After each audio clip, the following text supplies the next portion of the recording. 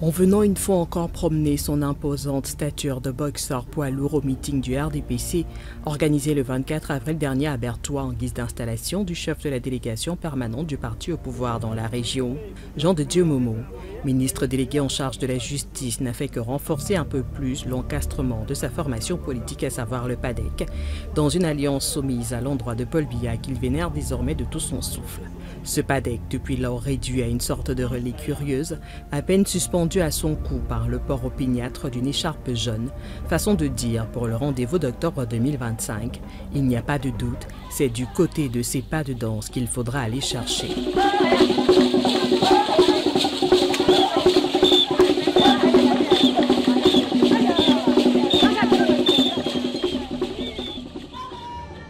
Un ministre et accessoirement chef de parti à qui il n'est donc plus nécessaire de demander ce que sera son choix dans la direction de ce rendez-vous.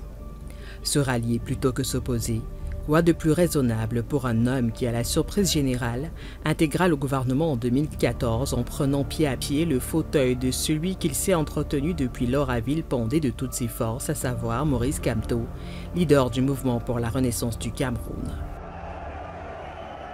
Tous pourtant, à en croire Paul Biya himself, moqué avec le même dédain devant caméra et microphone de la télévision nationale au sortir du vote à l'école publique de Bastos à Yaoundé. J'ai saisi cette occasion pour demander à tous mes compatriotes de faire leur devoir en allant au vote, contrairement aux appels au boycott de certains petits partis politiques.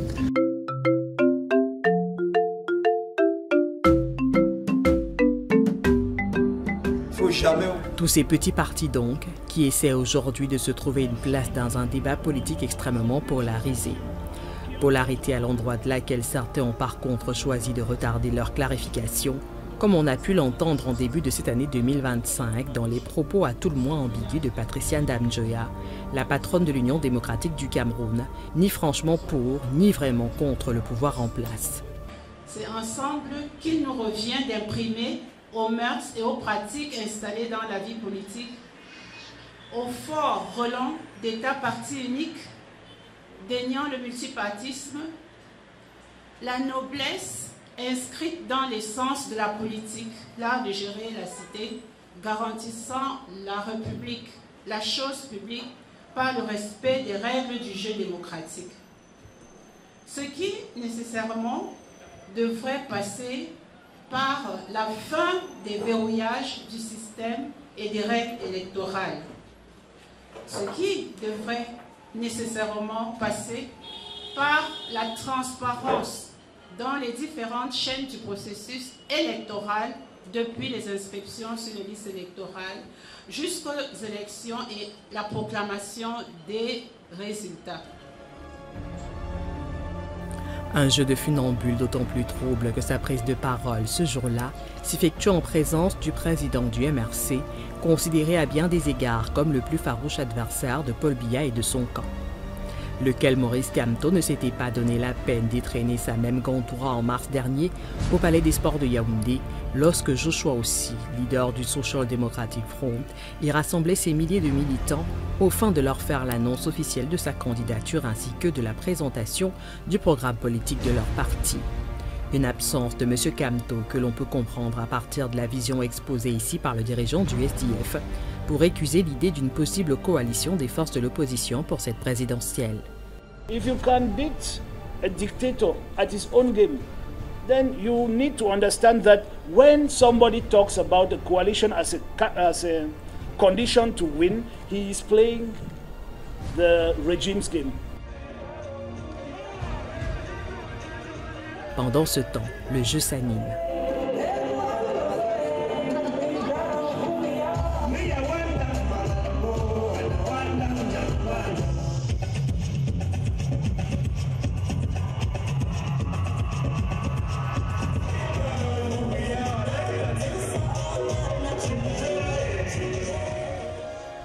Où l'on voit débarquer de nouveaux arrivants sur le marché des idées et des ambitions, au rang desquels se trouve le Mouvement pour la libération et le développement du Cameroun MLDC, dont le congrès refondateur s'est tenu le 26 avril dernier à Edea. Et cela sans que ne soit pour autant distinct dans le discours de son président tout nouvellement élu la perspective d'un rapprochement avec d'autres formations politiques.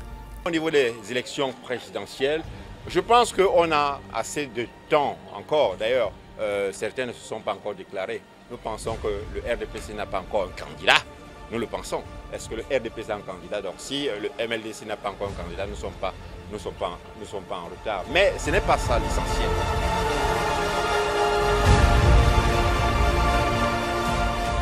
C'est dire à quel point, à quelques mois de la présidentielle et en dépit de ces longues années de mandat qui auraient dû amener les acteurs politiques à s'organiser de façon plus significative, s'établit aujourd'hui l'apparence d'une vie politique non professionnelle où toutes sortes d'artificiers font feu de tout bois, essayant d'exister à peu de frais sur le dos de l'électeur et d'un peuple plus encore qu'hier, totalement désabusé.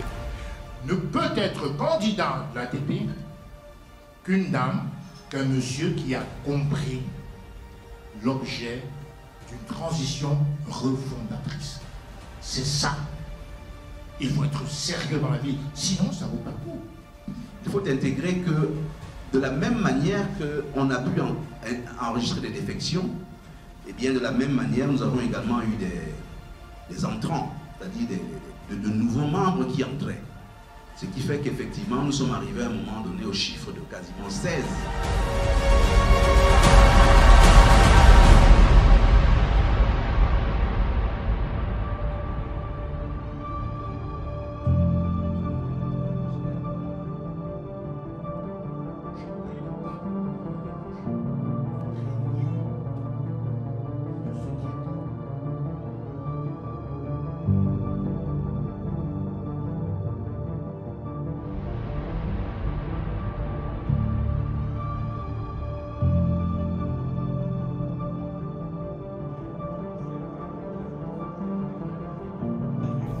Pendant ce temps, le RDPC au pouvoir fanfaronne de partout, comme ici à Berthois, lors de l'installation de son représentant régional à l'Est, mais aussi, quelques mois avant, lors d'une marche organisée à Mokolo par l'occupant du ministère de la Santé publique. Tout cela, malgré les apparences, ouvrant la voie à un temps qui vient, qui est d'abord celui de l'incertain.